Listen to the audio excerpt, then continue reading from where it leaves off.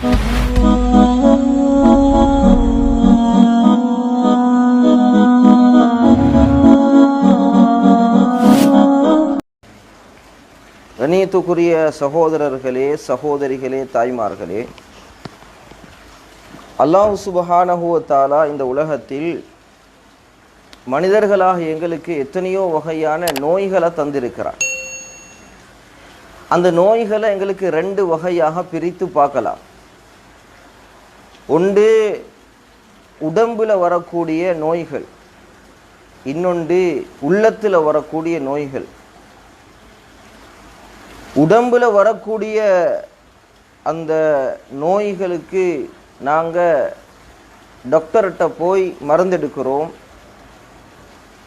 ஆனால் உள்ளத்தில் வரக்கூடிய அந்த நோய்களுக்கு எங்களுக்கு மருந்து எங்கே கிடைக்கும் என்றால், இப்படியான திக்ருடைய ஹாங்காக்கள், இப்படியான தௌபா இஸ்திஃபாருடைய இப்படியான சபைகளில் இருந்தால் எங்களுக்கு அந்த உள்ளத்தில் வரக்கூடிய நோய்களுக்கு எங்களுக்கு மருந்து செஞ்சு கொள்ளலாம்.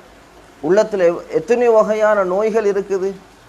பொறாமை என்கின்ற நோய் உள்ளத்தில் விளையுது, தற்பெருமை என்கின்ற நோய் உள்ளத்தில் விளையுது, பேராசை என்கின்ற நோய் உள்ளத்தில் விளையுது. இப்படி எத்தனையோ நோய்கள் உள்ளத்தில், சுயநலம் என்கின்ற நோய் உள்ளத்தில் விளையுது. இப்படி பயங்கரமான கொடிய நோய்கள் உள்ளத்தில் உருவாகுது, விளையுது. இந்த நோய்களுக்கு மருந்து டாக்டர்களுக்கு கொடுக்க முடியாது. இது திக்ரின் மூலமாக, இஸ்திஃபாரின் மூலமாக, தௌபாவின் மூலமாக, அமல்களின் மூலமாகத்தான் இந்த நோய்களுக்கு எங்களுக்கு நிவாரணத்தை பெற்றுக்கொள்ளலாம்.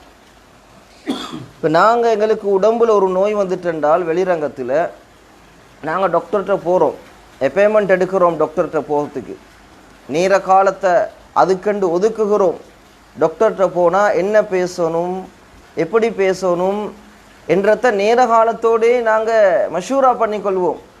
நாங்கள் இந்த டாக்டர்கிட்ட இத்தனை மணிக்கு போக வைக்குது, எங்களோட நோய்களை இப்படி சொல்லுவோம், இவ்வளோ காலமாக இந்த நோய் இருக்குது, இப்படி நாங்கள் கஷ்டப்படுறோம், இன்னின்ன மருந்துகளை நாங்கள் பாவிச்சிருக்கிறோம் என்று நாங்கள் டாக்டர்கிட்ட பேசுகிறதுக்கு முன்னாலே நாங்கள் வீட்டில் வச்சு ஐடியா பண்ணிக்கொள்வோம்.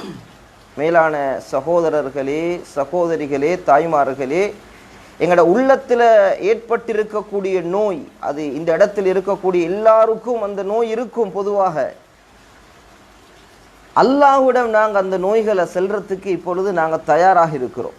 அதனால் உள்ளத்தில் நீங்கள் நியத்து வைத்து கொள்ளுங்க, இன்ஷா அல்லாஹ் நான் தௌபா செய்யும் போது என்னுடைய எல்லா பாவங்களையும் நான் அல்லாட்ட முறைப்பாடிடுவேன், எல்லா பாவங்களையும் நான் அல்லாட்ட சொல்லுவேன். இனிமேல் யா அல்லாஹ் இந்த பாவத்தை நான் திரும்பியும் பார்க்க மாட்டேன், தொட்டும் பார்க்க மாட்டேன் என்று அல்லாட்ட வாக்குறுதி கொடுப்பேன் என்ற நியத்தை வைத்து கொள்ளுங்கள். இப்போ நாங்கள் திக்ருடைய அமலில் ஈடுபட போகிறோம். எங்களோட உள்ளத்தில் ஏற்பட்டிருக்கக்கூடிய இந்த நோய்களுக்கு திக்ரு, ஸலவா, தௌபா, இஸ்திஃபார் இதுதான் மருந்து. இதுகளை செஞ்சால்தான் எங்களுக்கு நிவாரணம் கிடைக்கும், சுகம் கிடைக்கும். இன்ஷா அல்லாஹ் அதில் ஈடுபடுவோமா? இன்ஷா அல்லாஹ். அந்த அடிப்படையில் நாங்கள் ஆரம்பத்தில் குர்ஆனுடைய வசனங்களை கொண்டு எங்களுடைய இந்த திக்ருடைய சபையை ஆரம்பிப்போம். அன்பு நபி ஸல்லல்லாஹு அலைஹி வஸல்லம் அவங்க சொன்னாங்க, யார் ஒருவர் சூரத்துல் இஹ்லாஸ், குல் ஹுவல்லாஹு அஹத் இந்த சூறாவை ஒரு தடவை ஓதினால் குர்ஆனில் 10 ஜுஸுக்களை ஓதிய நன்மை கிடைக்கும். 10 ஜுஸுக்களை ஓதிய நன்மை கிடைக்கும். இப்போ 2 தடவை ஓதினால் 20 ஜுஸுக்கள், 3 தடவை ஓதினால் 30 ஜுஸுக்கள், முழு குர்ஆனையும் ஓதிய நன்மை கிடைக்கும். இப்போ நாங்கள் லைலத்துல் கத்ருடைய இரவை எதிர்பார்த்து இந்த இடத்தில் அமல் செஞ்சு கொண்டிருக்கிறோம். தராவி தொழுதோம், கியாமுல் லைலில் ஈடுபட்டோம், நின்று வணங்கினோம், இவ்வளோ பெரிய அமல்கள். ஏன்? லைலத்துல் கத்ரை அடைஞ்சு கொள்ளணும் என்ற ஒரே நோக்கம்தான். இன்றைய நாள் நாங்கள் இந்த சூரத்துல் இஹ்லாஸை 3 தடவை ஓதினால் முழு குர்ஆனையும் ஓதிய நன்மைகளுக்கு கிடைக்கும். கொஞ்ச நேரத்துக்குள்ளால மிகப்பெரிய நன்மைகள் எங்களுக்கு அடைஞ்சு கொள்ளலாம். அதனால் இன்ஷா அல்லாஹ் எல்லோருமாக சேர்ந்து சூரத்துல் இஹ்லாஸ், குல் ஹுவல்லாஹு அஹத் என்கின்ற அந்த சூறாவை 3 தடவைகள் இன்ஷா அல்லாஹ் கூட்டாக ஓதிக்கொள்வோம். அஊது பில்லாஹி மினஷ் ஷைத்தானிர் ரஜீம். பிஸ்மில்லாஹிர் ரஹ்மானிர் ரஹீம். قل هو الله أحد الله الصمد لم يلد ولم يولد ولم يكن له كفوا أحد بسم الله الرحمن الرحيم قل هو الله أحد الله الصمد لم يلد ولم يولد ولم يكن له كفوا أحد بسم الله الرحمن الرحيم قل هو الله أحد الله الصمد لم يلد ولم يولد ولم يكن له كفوا أحد. உள்ளத்தால ஒரு சந்தோஷத்தை ஏற்படுத்திக் கொள்ளுங்க.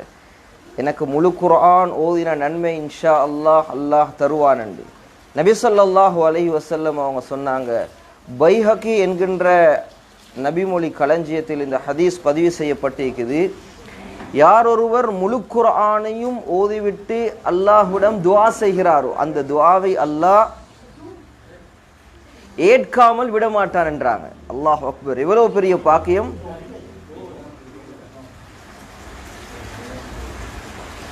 முழு குர்ஆனையும் ஓதி அல்லாஹ்ட்ட நாங்க துஆ கேட்டா உடனே கபூலாகிவிடும். எவ்வளவு பெரிய சந்தர்ப்பம் அது! அதனால் அல்லாஹ் அந்த பாக்கியத்தை அந்த நன்மைகளை அடைஞ்சு கொள்ளக்கூடிய சந்தர்ப்பங்களுக்கு தந்தான். அல்ஹம்துலில்லாஹ்.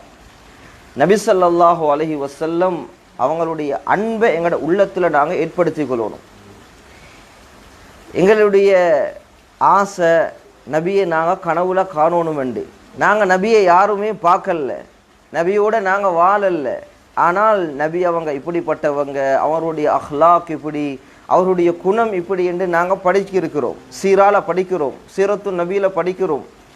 அந்த நபியை நாங்கள் கனவுல காணணும். அந்த நபி ஸல்லல்லாஹு அலைஹி வஸல்லம் அவங்கள சுவர்க்கத்தில் அந்த நபியோடு நாங்கள் இருக்கணும். அதற்கு உலகத்தில் ஒரு அற்புதமான ஒரு அமல் இருக்குது அந்த நபியோட சுவர்க்கத்தில் இருக்கிறதுக்கு. அதுதான் ஸலவாத். ஸலவாத் அதிகமாக நாங்கள் ஓதணும். ஸலவாத் ஓதுறதின் மூலமாக நபியோட சுவர்க்கத்தில் எங்களுக்கு இருக்கிறார். யார் இந்த உலகத்தில் அதிகமாக ஸலவாத் ஓதுறாரோ சுவர்க்கத்தில் நபியோடு இருக்கக்கூடிய சந்தர்ப்பம் எங்களுக்கு கிடைக்கும். எவ்வளோ பெரிய பாக்கியம்! நபி ஸல்லல்லாஹு அலைஹி வஸல்லம் அவங்க சொன்னாங்க, யார் என் மீது ஒரு ஸலவாத் ஓதுகிறாரோ, ஒரே ஒரு ஸலவாத்து தான், அல்லாஹ் அந்த மனிதனுக்கு 10 ரஹ்மத்துகளை செய்கிறான். 10 ரஹ்மத்துகள். நாங்கள் ஒரு 10 தடவை ஸலவாத்து ஓதினால் எத்தனை ரஹ்மத் கிடைக்குது? 100 ரஹ்மத்துகள் கிடைக்குது.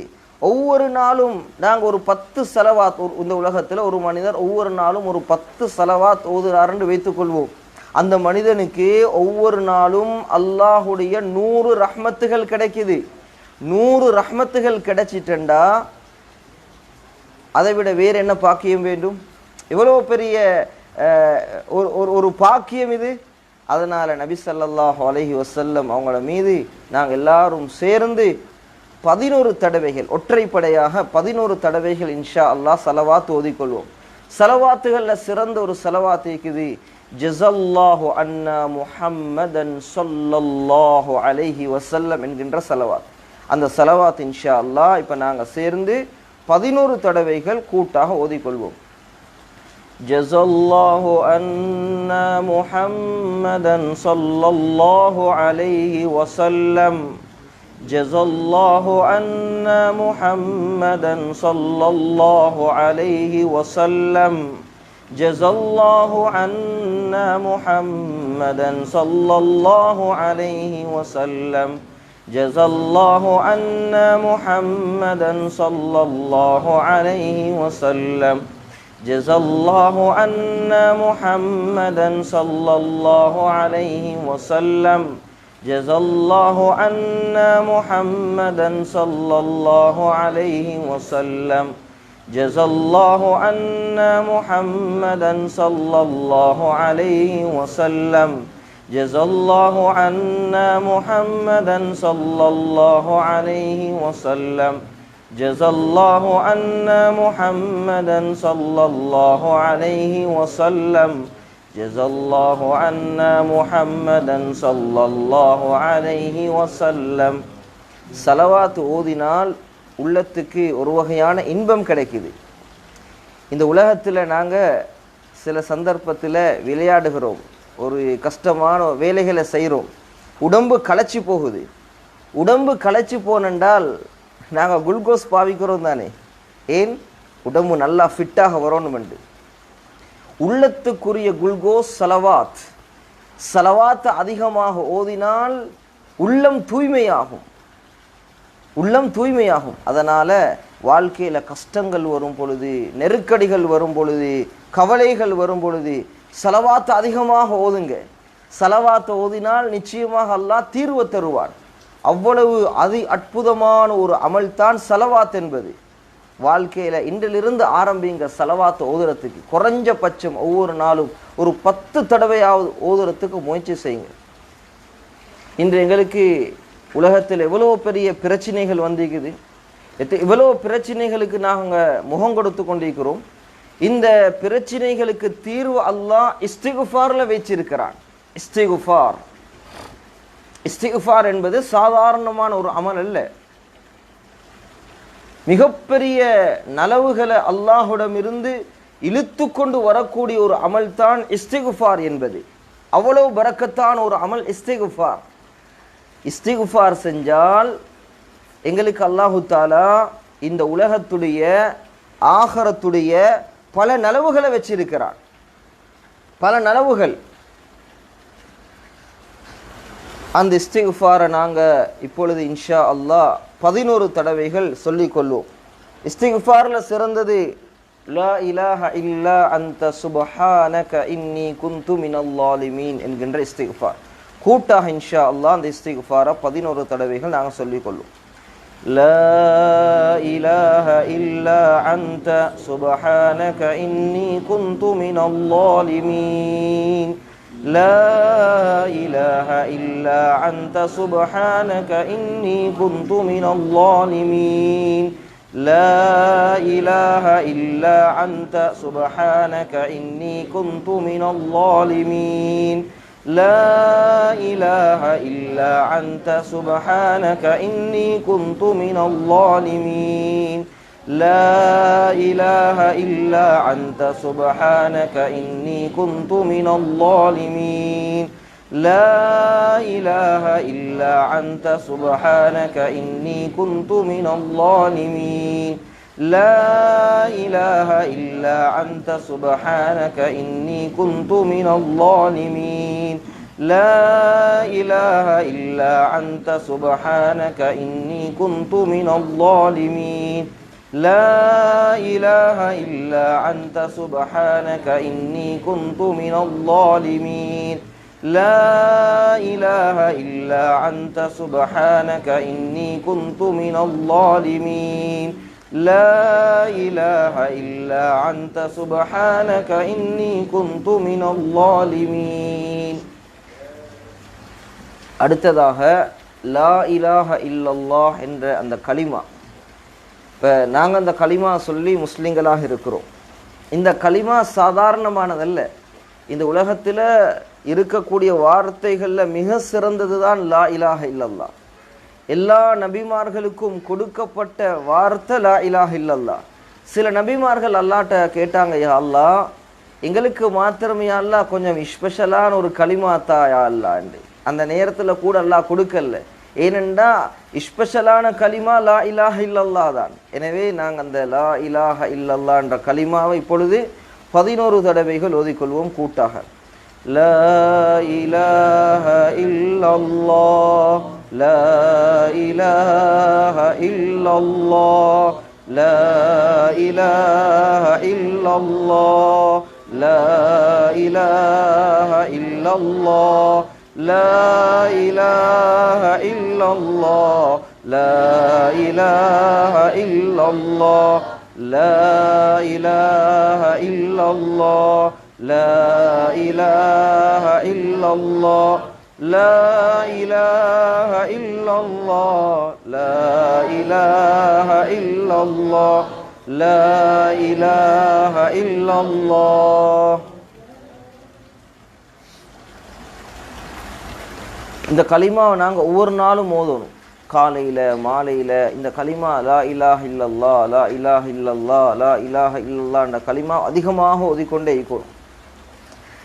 நபி ஸல்லல்லாஹு அலைஹி வஸல்லம் அவங்க சொன்னாங்க, ரெண்டு வார்த்தைகள் இருக்குது, ரெண்டு கலிமாக்கள் இருக்குது.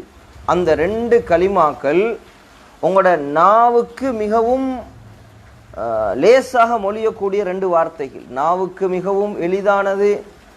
அடுத்ததாக சொன்னாங்க, நாளை கியாமத்து நாளில் அல்லாஹு தாலா எங்களோட அமல்களை தராசில போட்டு, மீசான் தராசில போட்டு நிறுப்பான். நாங்கள் தொழுத தொழுகைகள், கியாமுல்லைல், தராவி, தஸ்பி, குர்ஆன் திலாவத், சதக்கா, எல்லா அமல்களையும் போட்டு அல்லாஹ் நிறுப்பான். நபி ஸல்லல்லாஹு அலைஹி வஸல்லம் அவங்க சொன்னாங்க, அந்த நேரத்தில் பாரமுள்ள அமலாக அல்லாஹ் ஒரு வார்த்தையை நிறுப்பான். இரண்டு வார்த்தைகள் இருக்குது. அந்த இரண்டு வார்த்தைகள் உங்களோட நாவுக்கு மிகவும் லேசானது, மீசானுடைய தராசை கடினமாக்கக்கூடியது, பாரமாக்கக்கூடியது. அந்த ரெண்டு வார்த்தைகளும் தான் சுபஹானல்லாஹி வ பிஹம்திஹி சுபஹானல்லாஹில் அலீம். இதை பாடமாக்கோன்னாங்க. ஏதோ இந்த நாளில் நாங்கள் இந்த இரவு ஹயாத்தாக்குற நோக்கத்தோடு வந்திருக்கிறோம், வெறுமனே ஓதிவிட்டு சென்று முடிச்சு கொள்றதல்ல. இந்த அமல்கள் தொடரணும். ரமலான் முடிஞ்சாலும் அடுத்த ரமலான் வரைக்கும் தொடரணும், மௌத்து வரைக்கும் இந்த அமல்கள் தொடரணும். இந்த திக்ர்கள், இந்த இஸ்திக்ஃபார்கள், இந்த துஆக்கள் தொடர்ந்து கொண்டே இருக்கணும். அதனால தான் ஞாபகப்படுத்துகிறேன், சுபஹானல்லாஹி வ பிஹம்திஹி சுபஹானல்லாஹில் அலீம். இப்பொழுது கூட்டாக இன்ஷா அல்லாஹ் 11 தடவைகள் இந்த இரண்டு கலிமாக்களையும் நாங்கள் ஓதிக்கொள்வோம். இன்ஷா அல்லாஹ் இதனுடைய நன்மையை நீங்கள் மஹ்ஷர் மைதானத்தில் உங்களோட நன்மைகள் நிறுக்கப்படக்கூடிய நேரத்தில் நிச்சயமாக நீங்கள் பார்ப்பீங்க இன்ஷா அல்லாஹ்.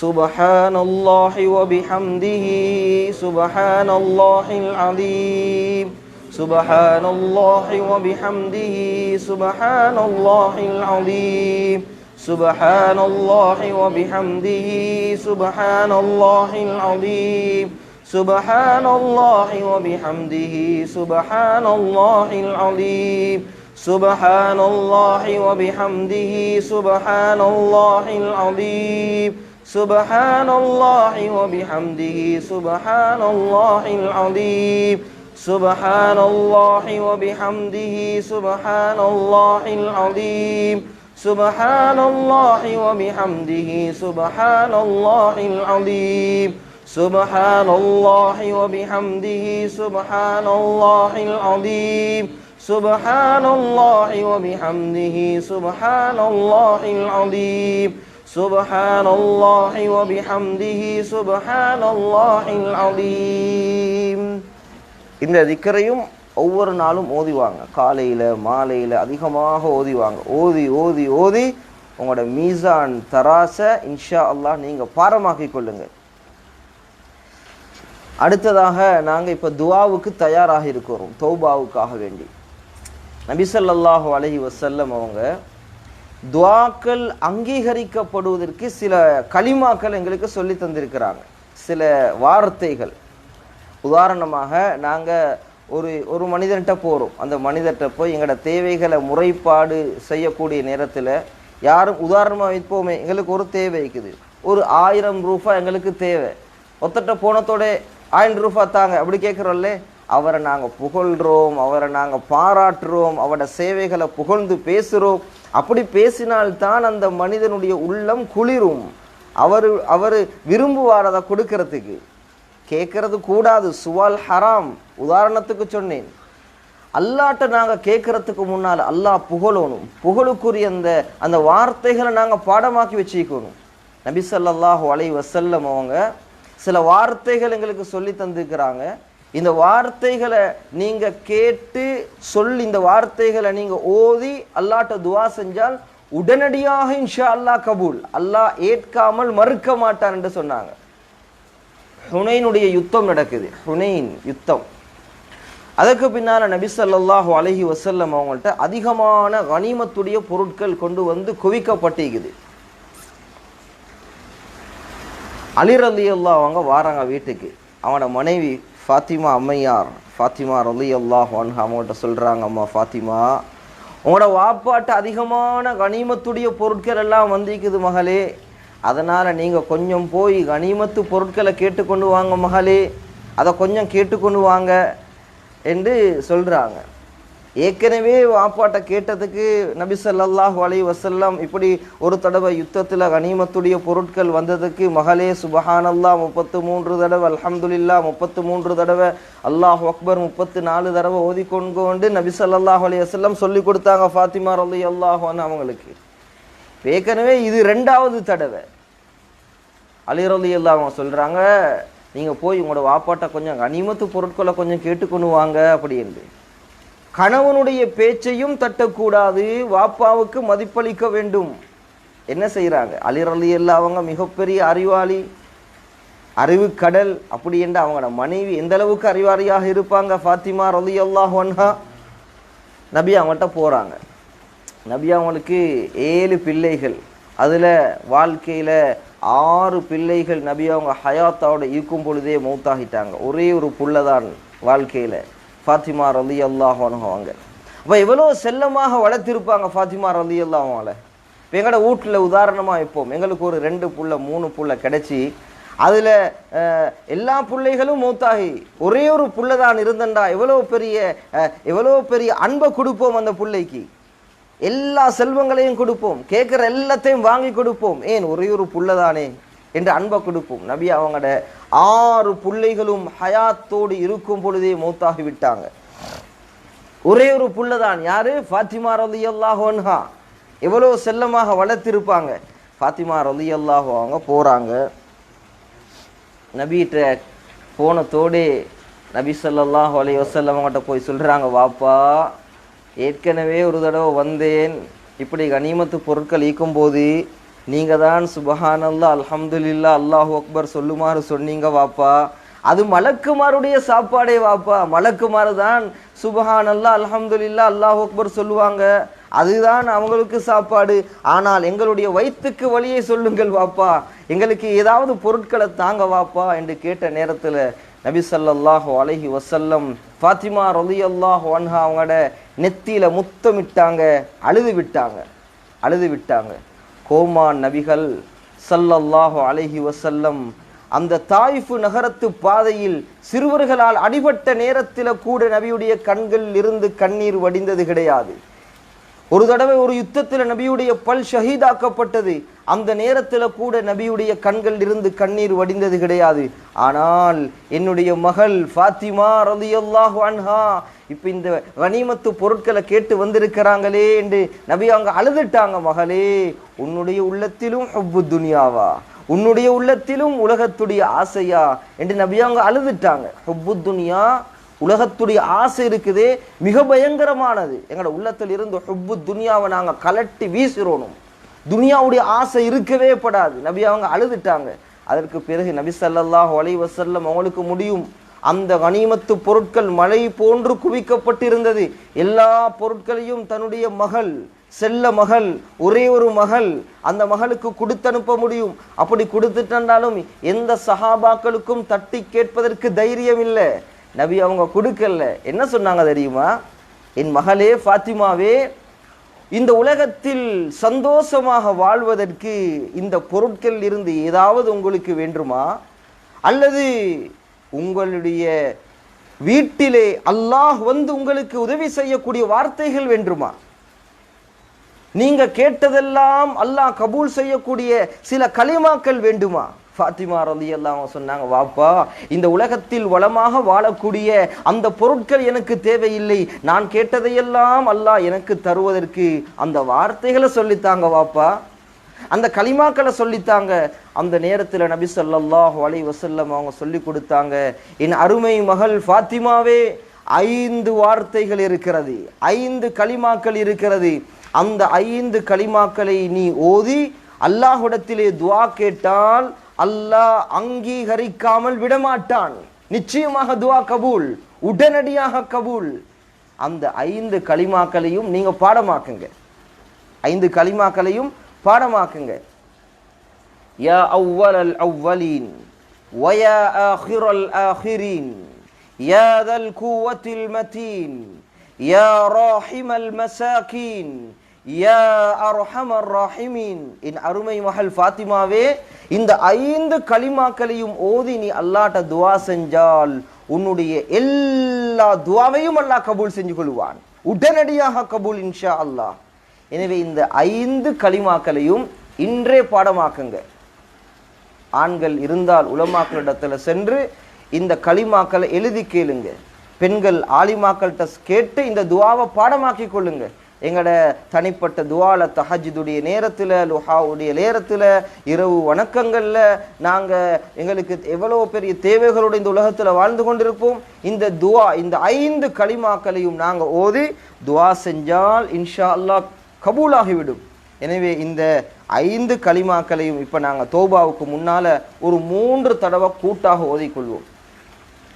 யா அவ்வலல் அவ்வலீன் ويا آخر الآخرين يا ذا القوة المتين يا راحم المساكين يا أرحم الراحمين يا أول الأولين ويا آخر الآخرين يا ذا القوة المتين يا راحم المساكين يا أرحم الراحمين يا أول الأولين ويا آخر الآخرين يا ذا القوة المتين يا راحم المساكين يا أرحم الراحمين.